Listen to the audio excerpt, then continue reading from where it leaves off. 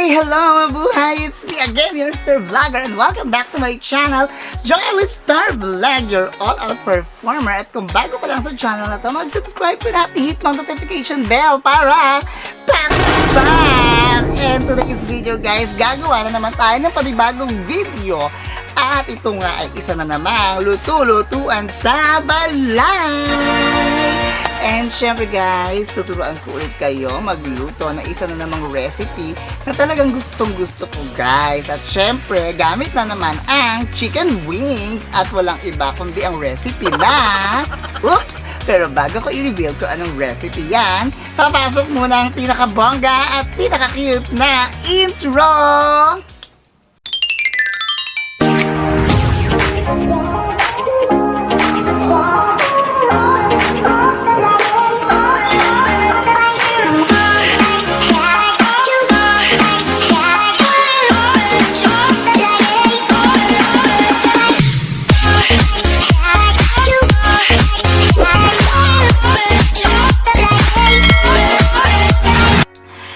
Ayan na nga guys, syempre excited na rin ako para naman turuan kayo ng aking very own recipe. Ito po ay recipe ko lang naman po.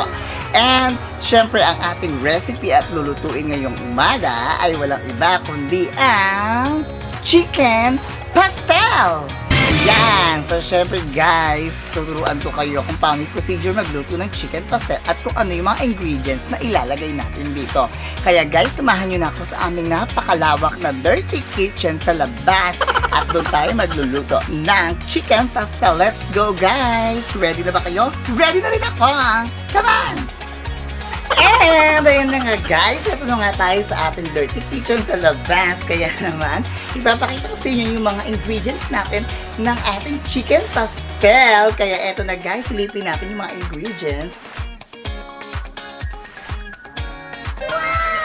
And guys, ito na nga yung mga ingredients natin sa ating chicken pastel. Siyempre, of course, ang ating pinaka main core ay ang chicken wings. Ayan na naman po. Favorite part ko kasi ang chicken wings. Tapos meron tayong patatas, carrot. Siyempre, meron tayong hot dogs, ceiling poking gun sa English, bell pepper, garlic, onion, at dahon ng laurel sa English, bay leaf. Yan, meron din tayong seasonings, gatas, ayan, at syempre ang gagawin nating pinakamantika niya which is margarine. So bumili na lang ako ng naka-sachet kasi wala kaming stock ng margarine at patis. Yan lang po yung ating ingredients para sa ating chicken pastel. And syempre hindi po mawawala dyan ng mahiwagang takip ng rice cooker, ng ating kawali at ng ating sandok. Hindi ko alam, sa ating magluluto ako, ito na talaga yung gustong-gustong ginagamit ko dahil kaagapay ko na sila sa lahat ng aking niluluto na recipe. Kaya kapag naging sikat ako, ito na talaga yung dadalhin ko. Hello, alam niyo yung sinasabi ko guys, may something talaga dito sa mga gamit na to. Kaya halina magluto na tayo at magisa ng ating chicken pastel. And ayan guys, syempre guys, sisindihan muna natin yung kalan. Papainitin natin yung kawali natin. Again, 360 lang po yung degree ng ating apoy para hindi po masunog yung ating mga ingredients. And so ngayon guys, ilalagay natin yung margarine. So yung half muna. Kasi isi-set aside po natin yung hotdog. Isi-set aside natin yung hotdog guys. So ngayon yung guys, yung hotdog, ipi-fried muna natin siya ng very very light.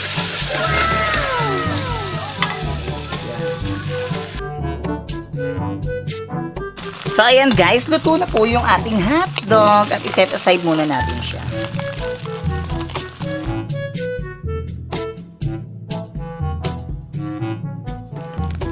So what we're gonna do now, i-add po natin yung half margarine po natin.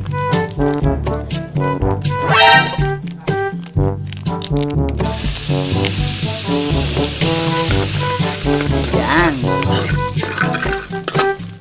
And then, magsusutay na po tayo ngayon ng ating onion, garlic, and so. So, unahin muna natin ang onion.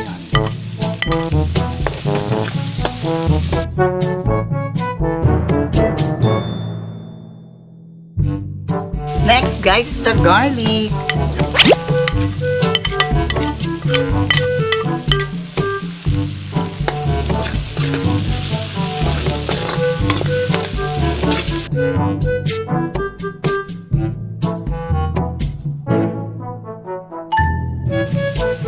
And then guys, the chicken, isutay natin yung chicken.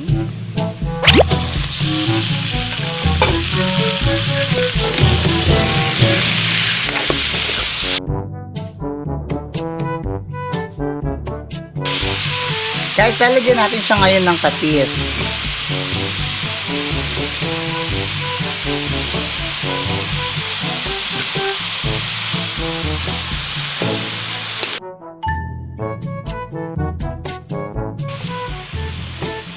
Then, takpan lang natin siya. And then guys, eto na nga, check natin. Oh, diba? So, nag-iba na po yung texture ng ating chicken. So, medyo nagmantika na rin siya.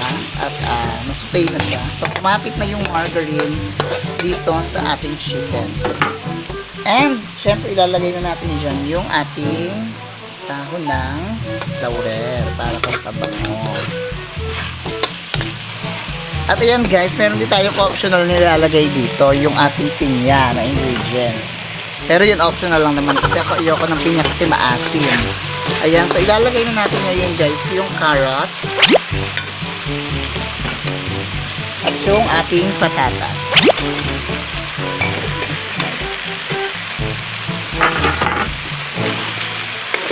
Hayaan lang natin siyang lumambot. And then naglalagay din pala ako guys ng ano dito sa ating pastel ha. Kasi ako ayoko nang masyadong ma-creamy. Kaya naglalagay ako ng half cup of water. Yan, para hindi siya masyadong creamy. Kasi pag masyadong malapot yung gatas. Ito, half cup of water.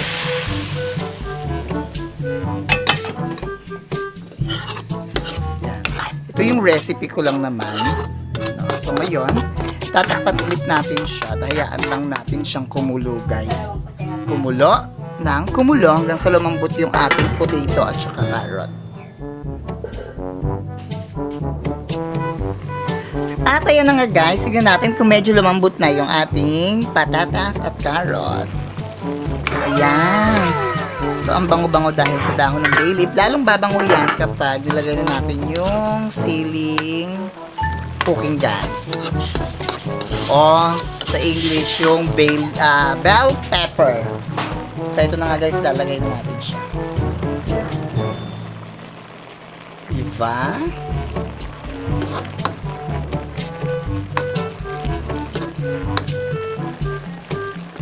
And then the seasonings.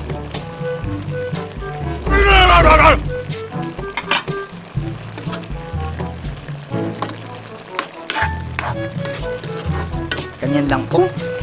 Palamputin pa natin ng bongga yung ating carrots and patatas.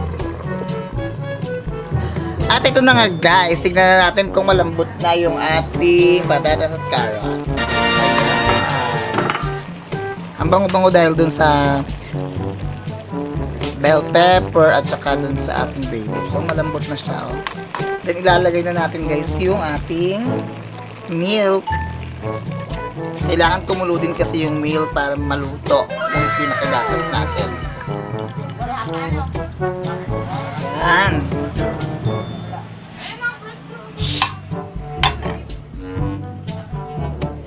Yan po. At saka po yung ating hotdog.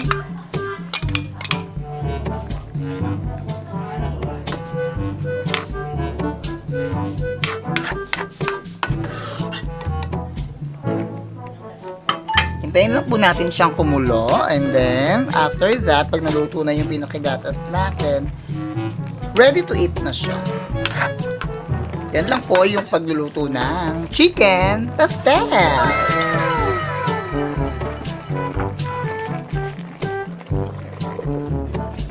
At ito na nga guys, tignan natin kung luto na siya. Ayan. Okay na, perfect na yung kanyang kulay dahil dun sa hotdog, sa kumulo na siya. At syempre guys, Titikman natin kung ano yung lasa.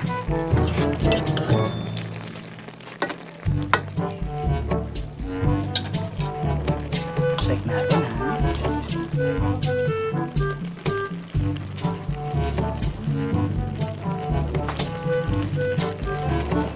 Ayan, okay na yung lasa niya. Kompleto na. Okay na guys, luto na ang ating chicken pastel. Kainan na.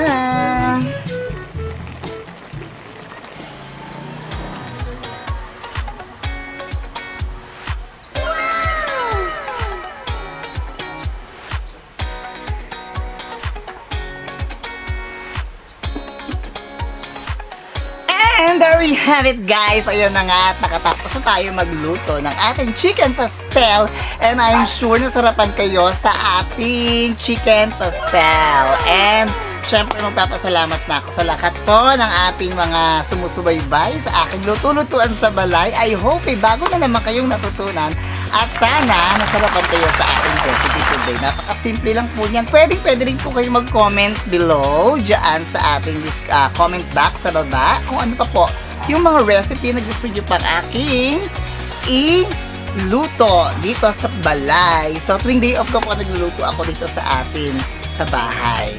Yan, kaya maraming salamat sa lahat po na sumusuporta, sumusubaybay. At kung bago ka lang sa channel na to, kung nakadaan ka lang, yes, mag-subscribe ka na at i-hit mong notification bell para updated ka sa lahat ng mga recipe pa at videos ng aking i-upload. At sa lahat ng drama ko sa buhay. Kaya, guys, ayan, subscribe na. Lalo ka na. Yan, ikaw, oo, nanonood dyan.